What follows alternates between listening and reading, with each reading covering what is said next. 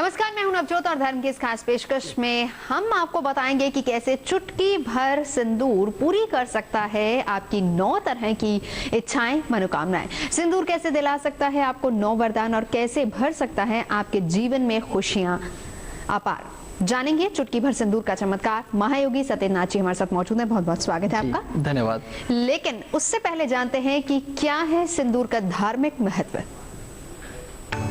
धन का सिंदूर, सुख समृद्धि का सिंदूर, शादी का सिंदूर, बुरी नजर के नाश का सिंदूर, चुटकी भर सिंदूर का चमत्कार। 9 इच्छाएं पूरी होंगी इस बार। सुहागिनों की मांग में सजने वाला सिंदूर, उनके माथे की शोभा बढ़ाने वाला सिंदूर, पति की रक्षा करने वाला सिंदूर, पूजा पाठ और धार्मिक अनुष्ठानों में देवताओं को चढ़ाए जाने वाला सिंदूर। सिंदूर की महत्ता, उसके चमत्कारों की कहानी बहुत लंबी है। सिंदूर, रोली या कुमकुम के बिना कोई पर्व त्योहार नहीं मनाया जाता।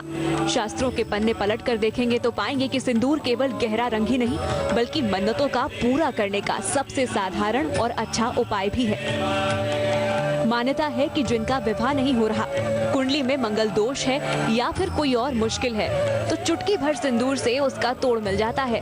यही नहीं, वाहन दुर्घटना, आर्थिक तंगी, कर्जों से मुक्ति जैसी मुश्किलें भी चुटकियों में हल कर सकता है सिंदूर। शायद यही वजह है कि सुहागिनों ने गहनों के साथ सिंदूर को भी अपने श्रृंगार में शामिल कर लिया। जितना पक्का सिंदूर का रंग है, उतना ही महत्व इसकी धार्मिक कथा का भी है।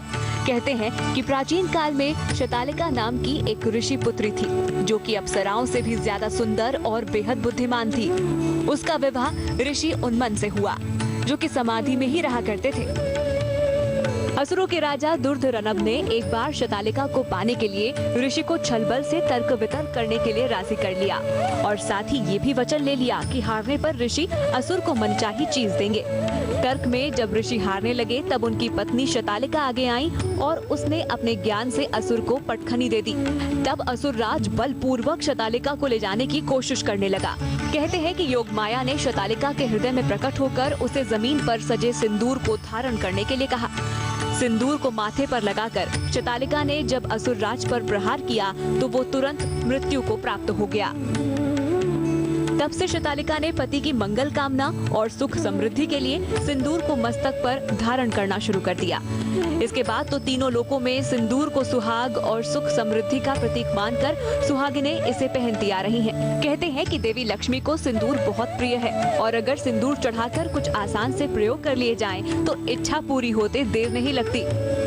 उज्जैन से संदीप कुलश्रेष्ठ के साथ आज तक ब्यूरो।